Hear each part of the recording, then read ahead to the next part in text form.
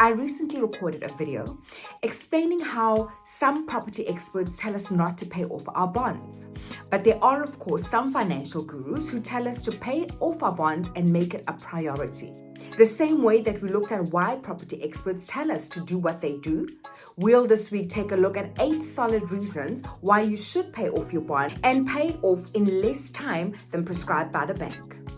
I'm Sebolelo, aka Sebolelo the estate agent, and welcome to the spot where we make your home loan a little less of a burden when it comes to first-time home buyers and first-time home owners.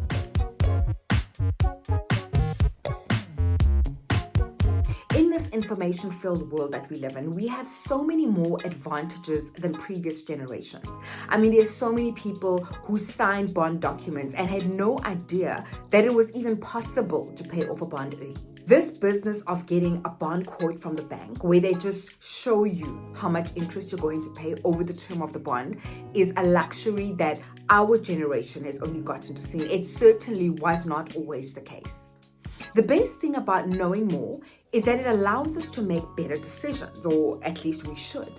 By the mere virtue that you can see how much your bond is going to cost you over the term should inspire you to want to pay it off sooner. I'm going to go off topic for just a second and say that I always pick topics on this channel that are really close to my heart. And one of the reasons why I am so passionate about paying your bond off early is because I know what happens if you don't. Like, I know. I've been there and I can testify. I used to think I was so smart because I don't do debt. I don't do personal loans. I don't have credit cards. I don't have clothing accounts. I only do bonds. But bonds are good debt. Hela, good debt. Good debt showed me flames. So basically, I'm just saying that when I speak, I'm not speaking from a place of self-righteousness. I know what happens if you've got unnecessary debt, no matter what that debt looks like, right?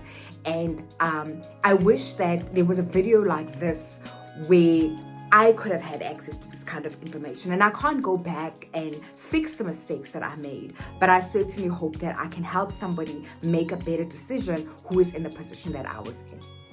So let's look at 8 strong reasons why you should pay off your bond as soon as possible. Number 1, it minimizes risk. I honestly think that this is a good enough reason on its own. Life is uncertain, and as we've learned from COVID, absolutely anything can happen. Should you ever find yourself in a position where your income is compromised, you will not be stranded if your bond is paid up. Whether it's because you've lost a job, or you've taken a salary cut, or you ended up in a position where you are not making as much money as you were in your previous job. If your bond is paid up, you don't risk repossession because the property belongs to you and not the bank. Number 2, it saves you interest. So say you've got a bond of 1.3 million at an interest rate of 11% over 20 years, your bond repayments will be around, let's say, 13,500. If you pay an extra 2,000 Rand every month, that means you will save about 6.5 years off the term, and that works out to 710,000 Rand. I know that I speak a lot of figures and a lot of numbers on this channel, but it's because it's the best way for us to really visualize things. So it's 710,000 Rand here. I mean, that is literally a property on its own. Number 3, it frees up income. Go ahead and click the like button if you're appreciating this content, and subscribe if you haven't already if you want weekly updates on content relevant for first-time home buyers and first-time home owners. I load long format videos every Monday. Your bond is usually your highest amount on your list of expenses. The bank will borrow you, let's say, up to 30% of your income. So if you could get rid of that expense, you would have so much more money at your disposal. I mean, we're talking in this example, 13,500 Rand. What could you do with an extra 13,500 Rand every single month? What exactly you can do with that money takes me to reason number 4. It increases your ability to save and invest.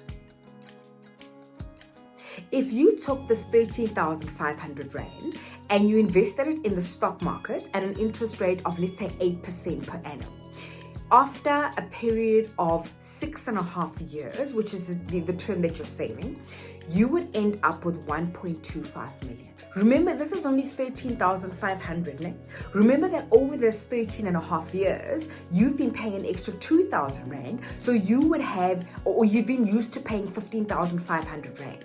Now, if you took the 15,500 and invested that into the stock market, you'd walk up with an amount which is closer to 1.5 million. But let's not be optimistic. Let's just go back to this 13,500, which we've invested for 6.5 years. That is 1.25 million. Let's put this into a practical situation. Eh? So say two people purchase property on the same day in the same complex with the same amount of money, and the one is paying that extra 2,000 Rand every month and the other one isn't.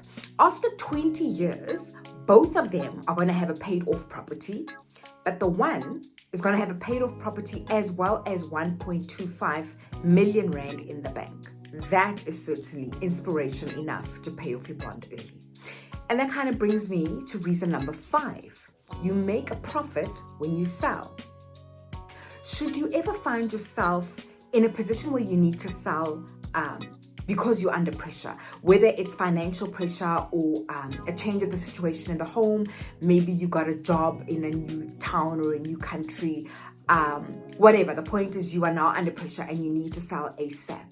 If your property is paid off, you will be able to sell that property at whatever price and you will still be able to walk out with money in your pockets. If you still have an outstanding amount on that property, you'll find yourself either selling at a point where you're breaking even, or even worse, where you are making a loss.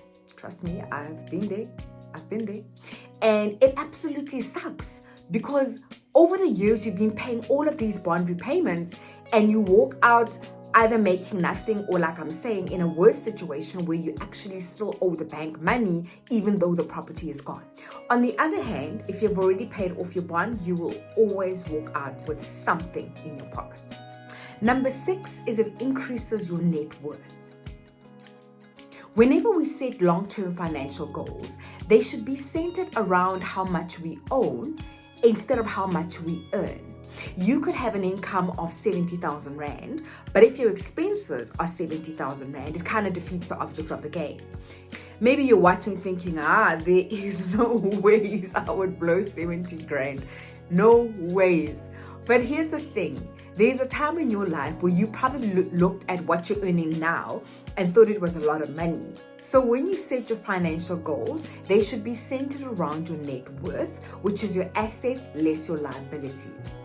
Say you've got a car and a house, and together they are worth 1.6 million, but you currently owe on it 1.4 million.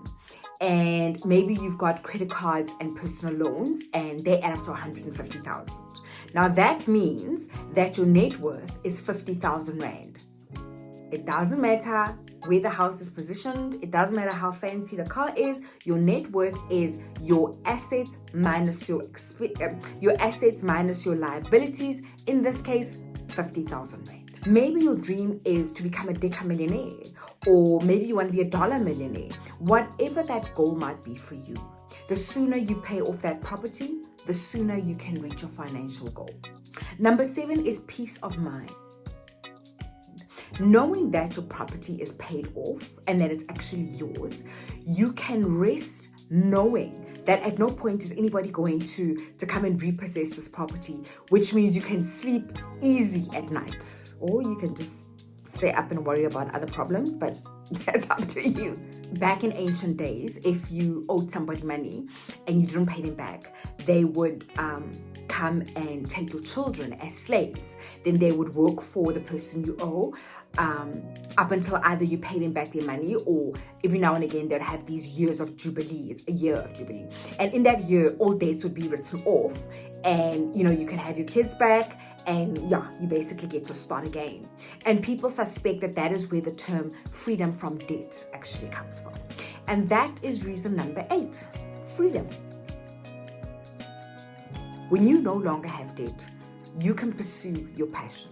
If you are stuck with one of those douchebag bosses who won't give you a raise and makes your job a nightmare, you know that if you don't have a bond, you can just quit and start your own business, or you can afford to be at home for 4 months until you find something better, or something that replaces that job.